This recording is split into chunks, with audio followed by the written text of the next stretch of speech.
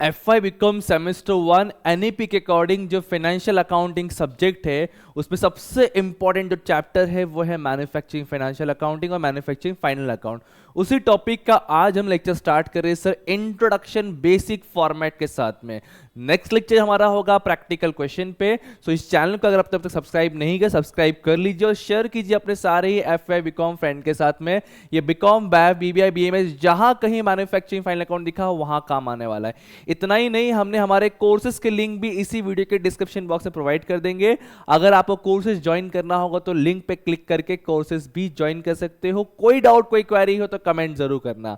चलिए फिर शुरू करते हैं हमारा मैन्युफैक्चरिंग फाइनल अकाउंट। सच कहूं तो ये कोई नया टॉपिक नहीं है हमारे लिए, आप लोग के लिए यार। ये आप लोगों ने पहले भी पढ़ा है टॉपिक सर, जिसको हमने पढ़ा है सर पार्टनरशिप फाइनल अकाउंट के नाम से या फिर प्रोप्राइटरशिप फाइनल अकाउंट के नाम पे। अब ये उसमें होता क्या था सर, हमें ना बड़े बड़े अकाउंट ड्रॉ करने पड़ते, इसको बोलते थे trading account, profit and loss account, एक स्टेटमेंट था जिसको बोलते थे बैलेंस शीट सर। यहां भी वही करना है, लेकिन हम थोड़े से बड़े हो गए ना तो हमारा एक फॉर्मेट और यहां बढ़ गया जिसको बोलेंगे manufacturing account. Yes boss, trading, profit and loss, balance sheet तो बनेगा ही बनेगा। Apart from this three we have to prepare one more account, that is manufacturing account. हमें 4 इसमें फॉर्मेट्स रेडी करने हैं इस बार। 3 फॉर्मेट्स हमने बचपन से सीखे हैं 11th 12th में, और अब हम फॉर्मेट 4th सीखेंगे, दैट इज मैन्युफैक्चरिंग अकाउंट। बहुत कुछ अलग नहीं है, जो ट्रेडिंग का पार्ट था उसी में से कुछ चीजें निकाल के मैन्युफैक्चरिंग में लिख दिया गया है। सच बता रहा हूं, बहुत इजी है, लेंदी लगता है बट अगर ध्यान से समझोगे देखोगे बहुत इजी समझ जाए क्लियरली। आज का लेक्चर बहुत इंपॉर्टेंट रहेगी। अगर आज का लेक्चर समझ जाइए सर मैन्युफैक्चरिंग डेबिट में क्या आता है, मैन्युफैक्चरिंग क्रेडिट में क्या आता है, trading profit loss balance sheet तो आता होगा, मैं ऐसा एज्यूम कर रहा, नहीं आता होगा तो भी आज देखना समझ जाएगा। उतना कवर हो गया तो आराम से कोई भी क्वेश्चन हम इजीली सॉल्व कर सकते हैं। चलिए फिर स्टार्ट करते हैं हम हमारा manufacturing final account. Directly format पे जाने से पहले मैं कहूंगा मैन्युफैक्चरिंग और नॉन मैन्युफैक्चरिंग डिफरेंस का एक छोटा सा एक मीनिंग मैंने यहां लिख के दिया है, पहले उसको समझते हैं सर। देखो, a manufacturing business is any business that uses components, parts और raw material to make a finish goods. और नॉन मैन्युफैक्चरिंग मीनिंग क्या है sir? Non manufacturing entities are the trading entities which are engaged in the purchase and sale of goods at profit without changing the form of the good, without changing the form of goods। समझाता हूं। हम अब तक trading सीखे थे, इसको बोलते हैं ट्रेडिंग बिजनेस, जिसमें मतलब क्या था, हम फॉर एग्जांपल ये बॉटल खरीद के लाए और इसको एज इट इज कस्टमर को बेच दिया। फॉर एग्जांपल हमने इसको परचेस किया 30 रुपीज में, 10 रुपीज का अपना प्रॉफिट मार्जिन ऐड किया और 40 रुपीज में सोल्ड कर दिया। इसको बोलते थे ट्रेडिंग ऑर्गेनाइजेशन, जिसमें हमने trading profit loss balance sheet सीखा है। ये फॉर्म ऑफ गुड्स मतलब क्या, इस गुड्स का कुछ भी चेंजेस नहीं किया हमने, ना ढक्कन चेंज किया, ना ये नहीं हमको ऐसा नहीं चाहिए, हमको लाल पीला चाहिए, लाल पीला सब कुछ नहीं किया। एज इट इज गुड्स को सोल्ड किया विदाउट कुछ चेंज ऑफ द फॉर्म, उसमें कुछ भी चेंजेस किए बिना। अब मैन्युफैक्चरिंग में क्या होगा, हम इसके रॉ मटेरियल्स लाएंगे। अगर ये स्टील का बॉटल तो स्टील्स लाएंगे हम लोग, आयरन लाएंगे हम लोग, ये कपड़ा लाएंगे हम लोग, ये थ्रेड लाएंगे हम लोग, ये प्लास्टिक लाएंगे, और यहां हम अपने फैक्ट्री के अंदर इसको मैन्युफैक्चर करेंगे, इसको हम बनाएंगे और फिर वापस से सेम प्रोसेस को बेचेंगे। मतलब क्या हो रहा है, पहले सिर्फ खरीद के लाके बेचे थे, अब खरीद के नहीं लाएंगे, हम खुद बनाएंगे। खरीद के क्या लाएंगे, रॉ मटेरियल लाएंगे। तो यहां पे वही लिखा हुआ है कि हम रॉ मटेरियल खरीद के लाएंगे और उसको फिनिश गुड्स बना करके मार्केट में बेचेंगे। It's called as manufacturing. Trading में सिर्फ खरीद के लाया, बिना चेंजेस के प्रॉफिट मार्जिन क्या बेच दिया। अब यहां पे हमने पहले ही सीखा था ट्रेडिंग वाले बिजनेस के अंदर sir, trading account, profit and loss and balance sheet. यहां पे 3 तो बनेगा ही बनेगा, उसके ऊपर एक और बनेगा मैन्युफैक्चरिंग अकाउंट। सच बता रहा हूं मैं आपको, अगर ट्रेडिंग पता है ना तो मैन्युफैक्चरिंग भी हो गया है। मतलब मैं ऐसा क्यों बोल रहा हूं, क्योंकि ट्रेडिंग का ही 80% कंटेंट मैन्युफैक्चरिंग में जाएगा और ट्रेडिंग में 20% बचेगा जो हमने पहले पढ़ा हुआ है। तो सर दोनों में डिफरेंस क्या है? एक और नया कॉन्सेप्ट आपको सीखने मिलेगा, इसके अंदर सीखना पड़ेगा, बहुत जरूरी है, वो है आपका क्लोजिंग स्टॉक। सर तो सीखा हमने, पता है ट्रेडिंग क्रेडिट है, बैलेंस शीट एसेट में, लेकिन नहीं, यहां पे 3 टाइप के स्टॉक आएंगे। यस, तीन टाइप के स्टॉक आएंगे, एक है स्टॉक ऑफ रॉ मटेरियल, एक है स्टॉक ऑफ WIP, इसको बोलते हैं work in progress, and third है स्टॉक ऑफ फिनिश गुड्स। ये तीन स्टॉक को समझना बहुत ज्यादा जरूरी है। सुनो, बेस्ट एग्जांपल लेंगे आपला फेवरेट, मुंबईचा फेवरेट वड़ा पाव का एग्जांपल लेंगे सर हम लोग, जो हम लोग बचपन से देखते हैं, खाते, या बहुत लोगों को पसंद नहीं है। मला कमेंट करा कोणाला वड़ा पाव एकदम खूप आवडतं सर। ओके चलो देखो आगे बढ़ते हैं हम लोग। ये एग्जांपल देखना, इसमें आपको समझ जाए कि एग्जैक्टली रॉ मटेरियल क्या होता है और फिनिश गुड्स क्या होता है और वर्क इन प्रोग्रेस क्या होता है। ठीक है, आलू ले लो सर, बटाटा खरीद के लाया हमने, फॉर एग्जांपल समझ लो, समझने के लिए हम लोग एग्जांपल ले रहे हैं सर यहाँ पे सिर्फ। ठीक है, दिल पे मत लेना। ठीक है, मान लेते हैं कि हमने क्या किया ना, 100 kg का आलू लेकर आए, बटाटा लेकर आए सर। ठीक है, 100 kg का, इसको बोलेंगे ओपनिंग स्टॉक, क्योंकि हमारे पास स्टार्टिंग में 100 kg का रॉ मटेरियल है, इसकी मदद से हम वड़ा बना के मार्केट में या तो बेचेंगे या तो खाएंगे। सारे 100 kg का थोड़ा ना खाएंगे यार, बेचेंगे डेफिनेटली। हम बिजनेस की बातें कर रहे हैं यहाँ पे। ठीक है, तो खाने पीने की बातें नहीं करने का, हम सिर्फ बिजनेस की बातें करें, बेचने की बातें कर रहे हैं। ओके, अब 100 kg में से लेट एज्यूम कि इसमें इसने ट्रांसफर कर दिया 80 kg, मतलब 80 kg का आलू जो है उन्होंने भेज दिया वड़ा बनाने के लिए। ध्यान समझना, 100 kg में से 80 kg गया वड़ा बनाने के लिए, तो बचा कितना at the end of the year? 20 kg। तो 20 kg will be your closing stock of raw material. समझा लॉजिक? सर 100 kg लाया, 100 kg रॉ मटेरियल हो गया, उसमें से 80 kg हमने यूज कर दिया, 20 बचा हमारा closing stock of raw material, कच्चा माल, जिससे हम वड़ा बनाएंगे, मार्केट में बेचेंगे, गरम गरम वड़ा पाव, वड़ा पाव, वड़ा पाव, वड़ा पाव, गरम गरम वड़ा पाव बोल के। Yes sir no? अब देखो यहां पे काम चालू है आपके वड़ा पाव बनने का, आई मीन वड़ा बनने का काम, पाव थोड़ा बनाएंगे हम, तो सर वड़ा बनने का यहां पे काम चालू है। हमने ये 80 kg पूरा इन्वॉल्व कर दिया इसके अंदर, बट क्या ये बन के रेडी है क्या? पहला क्वेश्चन, नहीं sir, currently work in progress, काम चल रहा है, काम हो रहा है, लेकिन इन दैट हमने रॉ मटेरियल तो पूरा 80 इजी यूज कर दिया ना रेडी है ना कच्चा माल है, काम चालू है, इसको बोलेंगे वर्क इन प्रोग्रेस। इसमें भी ओपनिंग क्लोजिंग आ सकता है, सेम कुछ उसी एग्जाम्पल तरीके से। ठीक है, कि हमने इतना इंट्रोड्यूस किया, इतना बन गया, काम चालू, समथिंग ऐसा। तो सर इसको बोलेंगे वर्क इन प्रोग्रेस, जिसपे काम चालू है। अब ये मान लो इसमें से 80 kg में से पहले हमने बस बनाया और निकाला, गरम गरम वड़ा पाव निकाला सर, गरम गरम वड़ा आ गया। मान लेते 80 kg में से 60 kg रेडी हो गया, रेडी टू यूज, या तो खाओ या तो बेचो। We are thinking only for the business sir, तो खाने की बातें नहीं करने का, बेचने की बातें करेंगे हम लोग यहाँ पे सर। तो यहाँ पे 60 kg हमारे लिए क्या रहेगा? Finished goods. क्या रहेगा? Finished goods. Is that clear? क्या बोल रहा हूं मैं? बोलो हाँ, समझ ना? बोलो हाँ, बोलो। ओके, तो सर जो कच्चा माल उसको बोलेंगे रॉ मटेरियल, जिसपे काम चालू उसको बोलेंगे वर्क इन प्रोग्रेस, जो रेडी हो चुका है मार्केट में बेचने के लिए, it's called as finished goods. ये है हमारा स्टॉक के बारे में, ये है हमारा स्टॉक के बारे में। अगर 60 kg का मान लो वड़ा बन के रेडी है, तो ये हो गया हमारा 60 kg का ओपनिंग, उसमें से मान लेते 40 kg का बेच दिया, तो 20 kg का वड़ा इज कॉल्ड गो आपका क्लोजिंग स्टॉक सर। ये सब दिया रहेगा क्वेश्चन में, सब कुछ दिया होगा, बस खाली समझना जरूरी है कि आपका तीनों स्टॉक का मतलब क्या होता है। सब कुछ ओपनिंग क्लोजिंग दिया हो, कौन सा पोस्टिंग कहां जाएगा वही बताऊंगा मैं आपको, बट पता होना चाहिए ना कि सर एग्जैक्टली वो होता क्या है, रॉ मटेरियल, फिनिश गुड्स और work in progress sir. Is that clear? आगे बढ़े? हाँ सर, चलिए हम आगे बढ़ते हैं। स्टॉक को समझने के बाद आगे हमारा first format that is manufacture account. में बहुत थ्योरी पे नहीं जा रहा हूं कि क्योंकि जब हम थ्योरी क्वेश्चंस करेंगे वहां पे थ्योरी चीजें कवर कर लेंगे, तो प्रैक्टिकल में बहुत जरूरत है हमारे क्वेश्चन सॉल्यूशन के लिए, तो मैं प्रैक्टिकल पे डायरेक्टली फॉर्मेट पे नहीं आ रहा हूं।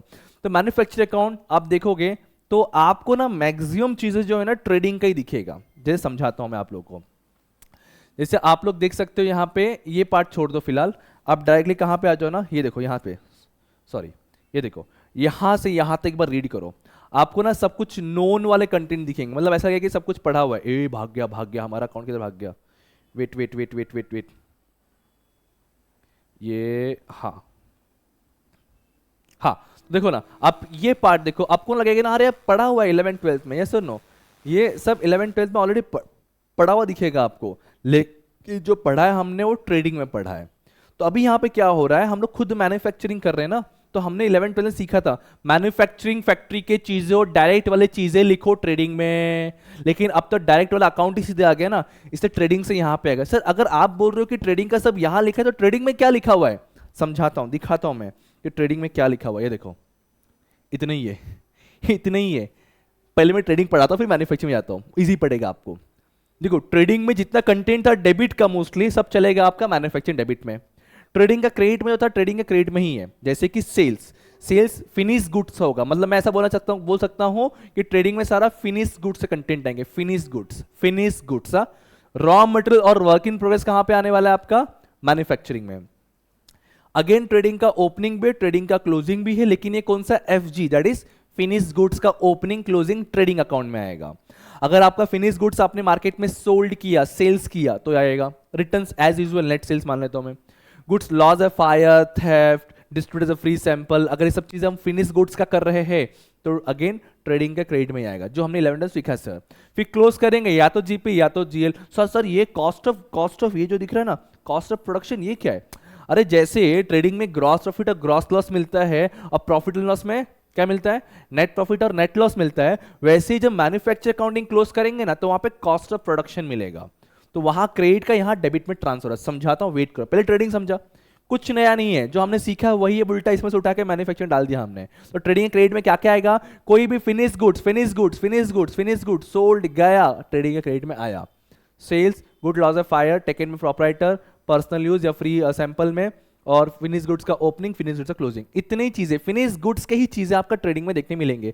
बाकी सब कच्चा माल, पक्का माल सब कहां पर आएगा सर, हमारा आने वाला है किधर, मैन्युफैक्चरिंग में। देखो अब आ जाओ मैन्युफैक्चरिंग में। देखो पहला जो हमें पता है पहले टिक कर लेता हूँ, फिर जो नहीं पता समझाऊंगा मैं। जैसे कि मुझे मालूम है सर ये direct wages, direct manufacturing, royalty, design expenses. जब मैं डिजाइन करूंगा कोई मटेरियल, जैसे कि इसको मान लो मैं खुद बना रहा हूँ, मैं बोला ना एक काम करूंगा, इसका ना यहाँ से भी रखूंगा और यहाँ से एक मुंह बनाऊंगा, ठीक है। इसको चाहिए वो यहाँ से पिए ऐसा, इसको चाहिए ऐसा यहाँ से पिए, अब जैसे पीने दो, हमें क्या मतलब है। तो सर मैं डिजाइन बना रहा हूँ, डिजाइन के लिए खर्चा कर रहा हूँ मैं, तो जब तक मैं डिजाइन नहीं करूंगा तब तक मैं बना नहीं सकता product, that is direct expenditure हुआ।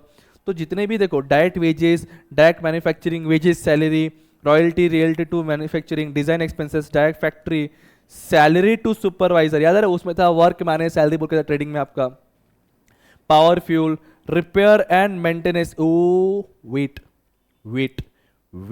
नया चीज, repair maintenance and depreciation on machinery. गड़बड़ हमने सीखा 11 12 में डेप्रिसिएशन और रिपेयर मेंटेनेंस कहां पे आता था, प्रॉफिट एंड लॉस में। बट इस बार अगर मैन्युफैक्चरिंग के कोई एसेट्स के ऊपर, मतलब फैक्ट्री के कोई एसेट्स के ऊपर अगर कोई खर्चा है जैसे कि डेप्रिसिएशन या रिपेयर मेंटेनेंस, तो वो आपका मैन्युफैक्चरिंग अकाउंट में आएगा। जैसे कि देखो डेप्रिसिएशन ऑन फैक्ट्री एसेट्स, जैसे कि प्लांट एंड मशीन के ऊपर डेप्रिसिएशन है तो इस पे आएगा, लेकिन फर्नीचर कंप्यूटर के ऊपर डेप्रिसिएशन है तो as usual profit and loss में आएगा। ये भी एक नया है, मतलब इस चैप्टर में 3 चीज नया, मैन्युफैक्चर अकाउंटिंग, दूसरा closing stock I mean to stock के ऊपर, third sir depreciation on assets, याद रखना, ठीक है। ओके बाकी तो हमारे लिए सेम चीजें हैं। फिर यहां पे आएंगे, मैंने कहा था ना ये क्लोजिंग निकलेगा, क्लोज करने के बाद यही वाला ट्रांसफर हुआ था आपका ट्रेडिंग के डेबिट में, एक ट्रांसफर हुआ था। सिलो स्क्रैप भंगार बाटली वाले, अरे कुछ भंगार निकला अगर मान लो फैक्ट्री मैन्युफैक्चरिंग में तो वो बेचेंगे, तो ये फैक्ट्री का कंटेंट बेचे तो फैक्ट्री का इनकम हुआ, इसलिए मैन्युफैक्चरिंग क्रेडिट में आया हुआ है। वर्क इन प्रोग्रेस मैंने कहा 2 टाइप का स्टॉक मैन्युफैक्चरिंग में आएगा, एक फिनिश गुड्स वाला खाली ट्रेडिंग में जाएगा। देखो मैन्युफैक्चरिंग में वर्क इन प्रोग्रेस का ओपनिंग है, वर्क इन प्रोग्रेस का क्लोजिंग है। सर रॉ मटेरियल किधर गया, अरे रॉ मटेरियल अलग तरीके से दिया हुआ है, रॉ मटेरियल कंज्यूम बोल के एक हेडिंग दिया हुआ, रॉ मटेरियल कंज्यूम बोल के एक हेडिंग दे दिया, मतलब आपने पूरे साल भर में कितना रॉ मटेरियल यूज किया, कंज्यूम किया, उसका एक पूरा अलग से वर्किंग दे दिया। इसके ऊपर अच्छा खासा क्वेश्चन पूछता है, कभी कभी थ्योरी पूछता है, आगे आने वाले टाइम में बहुत जगह पे कंज्यूम वर्ड यूज होने वाला है, ध्यान दीजिएगा। इसमें क्या करने का, कितना हमने रॉ मटेरियल हमारे पास स्टार्टिंग में था, it's called as opening stock of raw material, इस ड्यूरिंग द अकाउंटिंग ईयर में हमने और कितना परचेस किया, ऐड करेंगे। परचेस किया तो उस पर 2-3 कुछ रिटर्न कर दिया, माइनस करेंगे। अभी परचेस करते टाइम पे इसके ऊपर कितने एक्सपेंडिचर्स हुए वो सारे ऐड होंगे, जैसे कि परचेस के ऊपर लगने वाले खर्चे, carriage inward, octroi duty, dock charges, custom duty, हमने ये सभी पहले सीखा और ट्रेडिंग के डेबिट में डायरेक्ट लिखते थे, टू टू टू टू करके। इस बार खाली आपको रॉ मटेरियल कंज्यूम लिखना, बस प्लीज इतना थोड़ा ध्यान देना, ये हमारे लिए इंपॉर्टेंट है, ये हमारे लिए इंपॉर्टेंट है, ठीक है। फिर लास्ट में सर कितना स्टॉक हमारा क्लोजिंग बचा हुआ है माइनस करूंगा तो मिल जाएगा कितना हमारा कंज्यूम हुआ है, मतलब कितना पूरे साल भर में यूज हुआ, it's called as raw material consume. इतने ही चीजें आपके मैन्युफैक्चरिंग में है, कुछ नया नहीं है, ट्रेडिंग का ही सब यहाँ पे आया हुआ है, खाली बस लिखने का तरीका थोड़ा सा चेंज हो गया है इनका। मतलब रॉ मटेरियल का ओपनिंग क्लोजिंग कंज्यूम के अंदर ही आता है, वर्क इन प्रोग्रेस का opening manufacturing debit, work in progress का क्लोजिंग मैन्युफैक्चरिंग क्रेडिट में। Is that clear? बोलो हाँ, बोलो हाँ। ये हमने ट्रेडिंग सीखा सर, ये हमने ट्रेडिंग सीखा। सेम हम चले थे मैन्युफैक्चरिंग में देख लिया हम लोगों ने, और मैन्युफैक्चरिंग सॉरी ट्रेडिंग देखा, ट्रेडिंग का मैन्युफैक्चरिंग देखा। अब आगे बढ़ते हैं प्रॉफिट एंड लॉस, जिसमें कुछ नया नहीं, वही बचपन वाला sir, advertisement, salesman salary, office expenses, printing stationery, sir depreciation, but depreciation on assets, कौन सा एसेट? ऑफिस एसेट्स वाला देख लो। सर ये क्या, ये आपने ऐसा क्यों लिखा है? एडमिनिस्ट्रेटिव, सेलिंग, फाइनेंस, अरे टेंशन मत लो, जरूरत नहीं है, मैंने खाली समझा ही लिखा है कि प्रॉफिट एंड लॉस में ऑफिस के खर्चे, एडमिन के खर्चे, सेलिंग के खर्चे, ये सारे खर्चे आते हैं बोल के।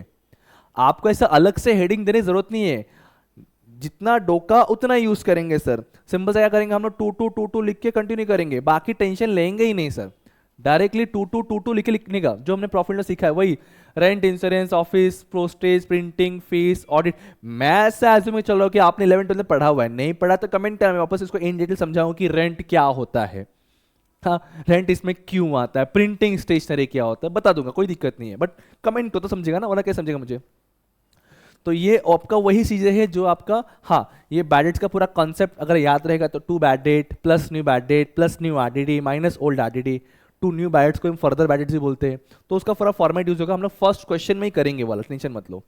फिर सर सेल्स का छोड़ के बाकी जिधर से जो भी पैसा आया सब profit loss credit, interest receive, commission receive, dividend receive, rent receive, miscellaneous receive, समेटरी receipt receive receive receive receive, profit loss credit, simple सा, ठीक है। इसको क्लोज करेंगे, या तो नेट प्रॉफिट मिलेगा या तो नेट लॉस मिलेगा। देखो इस ग्रॉस प्रॉफिट कहाँ से आया हुआ है, वो ट्रेडिंग में क्लोज किया होगा तो यहाँ पे आएगा, ये गलत लिखा है, सही लिखा है, सही लिखा है। डेबिट में लॉस आएगा, यहाँ पे ट्रांसफर, प्रॉफिट में लॉस आएगा तो यहाँ पे ट्रांसफर, ठीक है। ये आपका प्रॉफिट एंड लॉस है। फिर सर एक नेक्स्ट और आखिरी फॉर्मेट जो हमारा था balance sheet. Sir doctor compounder इसमें डेबिट क्रेडिट नहीं, अरे कैसे होगा, इट्स अ स्टेटमेंट ना, ये अकाउंट नहीं है, ये फाइनेंशियल पोजीशन बताता है कि आपकी कंपनी की औकात क्या है, कितने एसेट्स है, कितने लाइबिलिटीज है, और ये एज ऑन होता है उस पर्टिकुलर डेट का बनता है सर, जिसमें हमने बचपन सीखा वही है, land, building, plant, machine, furniture, equipment, cash in hand, cash at bank, goodwill, trademark, copyright, pattern, debtors, bill receivable, outstanding expenses sir, ठीक है, प्री रिसीव इनकम, वही सब है, देख लो। लैंड, बिल्डिंग, प्लांट, मशीन, भाग गया, आजा आजा, हाँ ये देखो वही सब है, कुछ नया नहीं है sir. Land, building, plant, machinery, furniture, equipment, motor van, premises, lease hold, premises, फिर से प्रीमाइसेस दो बार गलती से लिख दिया, अच्छा नहीं गलती से नहीं लिखा यार, ये देखो ये इसका इधर है, free hold, premises, goodwill, patent, trademark, ये सब हमारा इनटेंजिबल एसेट्स है। Copyright, investment, loose to store, loose to पाना पकड़, स्क्रूड्राइवर, डेटा जिससे पैसा मिलने वाला है, bill receivable, cash in hand, cash at bank, loan advance, गलती से लिखा है लोन नहीं, कभी तो अमीर बन के सोचो हमने किसी को पैसा दिया, it's called as loan and advance. Closing stock, prepaid expenses और आउटस्टैंडिंग इनकम, जो हमने 11th 12th सीखा वही। ऐसा लिखे माइनस डेप्रिसिएशन नहीं, अरे मैं नेट लिखा हूं यार, मान लो डेप्रिसिएशन होगा तो उस पर्टिकुलर एसेट में से डेप्रिसिएशन माइनस करेंगे, सिंपल सा। राइट ऑफ होगा उस पर्टिकुलर एसेट से राइट ऑफ करेंगे, राइट ऑफ मतलब भी एक तरह का डेप्रिसिएशन ही होता है सर। AS 10 अकाउंटिंग स्टैंडर्ड 10 के हिसाब से फिक्स टैंजिबल एसेट का जब वैल्यू कम होता है उसको बोलते हैं डेप्रिसिएशन, और किसी फिक्स इनटैंजिबल एसेट का वैल्यू कम उसको बोलते हैं राइट ऑफ या अमोर्टाइजेशन, ठीक है। ये आपके एसेट्स के पार्ट जो हमने 11th 12th से सीखा वही है, यहां भी लगभग वही सब कुछ है, बस इसमें क्या हुआ है ना, कैपिटल अकाउंट को हमने अलग से ड्रॉ नहीं किया है, इसी में सब कुछ एडजस्ट है, क्योंकि आपको ना प्रोप्राइटरशिप मैन्युफैक्चरिंग अकाउंट दिया है, पार्टनरशिप नहीं है। पार्टनरशिप होगा तो वही कंटेंट आपका चले जाएगा पार्टनरशिप अकाउंट बन के, बाकी कुछ अलग नहीं है। अब यहां देखोगे तो वही आपका creditors, bills payable, bank loan, bank overdraft, general reserve या कोई भी रिजर्व, ये सारे जो फंड होते हैं ये हम लोग जमा रखते हैं फॉर द फ्यूचर सर्कमटेंस, हमारा पैसा बट किसी और चीज के लिए होता है ये, इसलिए एक तरह का लाइबिलिटी में शो होता है। आउटस्टैंडिंग एक्सपेंसेस, पे करना बाकी है या हमने एक्स्ट्रा पैसा लोगों से ले लिया है, तो वो सब हमारा कहाँ पे आता है सर, लाइबिलिटीज में। ये बेसिक फॉर्मेट से एक बार जरूर फॉर्मेट देख के बाहर टके रखिए, क्योंकि इन्हीं में से क्वेश्चन सॉल्व होगा हमारा, इन्हीं में से अगर ये आता रहेगा तो क्वेश्चन ऐसा ऐसा फटाफट विद इन 30 मिनट खत्म हो जाएगा, अगर नहीं आता रहेगा तो 30 दिन भी कम पड़ जाएंगे। तो इसलिए फॉर्मेट्स अच्छे से एक बार देख के रख लीजिए। आप मुझे पीडीएफ मत मांगते बैठिए, अगर आपने कोर्सेस लिए तो डेफिनेटली पीडीएफ को वहाँ मिल गया रहेगा, और अगर कोर्सेस नहीं लिया तो स्क्रीनशॉट ले लीजिए, लिख लीजिए, बेटर रहेगा। और दूसरा ऑप्शन हमारे पास नहीं है, या फिर बाहर है तो फिर टेंशन ही नहीं है। बट स्टॉक को ध्यान समझना, एक कैपिटल वाला, देखो इसमें क्या होता है सर, याद है अगर कैपिटल अकाउंट बनता था तो क्रेडिट में ओपनिंग, फिर एडिशनल कैपिटल, फिर net profit, interest on capital यहाँ था, और यहाँ पे ड्राइंग्स, इंटरेस्ट ऑन ड्राइंग, तो ये सब प्लस है, ये देखो डिंग डिंग डिंग डिंग डिंग डिंग डिंग डिंग, और इधर का सब माइनस है, देखो डिंग डिंग डिंग डिंग डिंग डिंग, खत्म। That's it, that's it. जो 11 में सीखा था, 12 में पार्टनर्स कैपिटल वालों ने सीखा हमने, और यहाँ पे कुछ बच्चों ने पार्टनर्स कैपिटल में ऐसा किया था, कर सकते एग्जाम में, ठीक है। तो ये आपके सारे फॉर्मेट थे मैन्युफैक्चरिंग का। अब अगले वीडियो में मिलेंगे हम प्रैक्टिकल क्वेश्चन के साथ में। ये वीडियो अगर आपको पसंद आया हो तो जरूर शेयर कीजिए अपने फ्राइडे फ्रेंड्स के साथ में, और अगर समझा हो तो कमेंट लिखिए झकास झकास झकास, कमेंट पढ़ूंगा जरूर, मैं आप लोगों का रिस्पॉन्स भी करूंगा। बहुत जल्दी मिलते हैं अगले क्वेश्चन अगले वीडियो में, तब तक पढ़ते रहिए, पांडस को याद करते रहिए। Thank you so much, bye bye, Jai Hind दोस्तों, all the best for upcoming semester exam.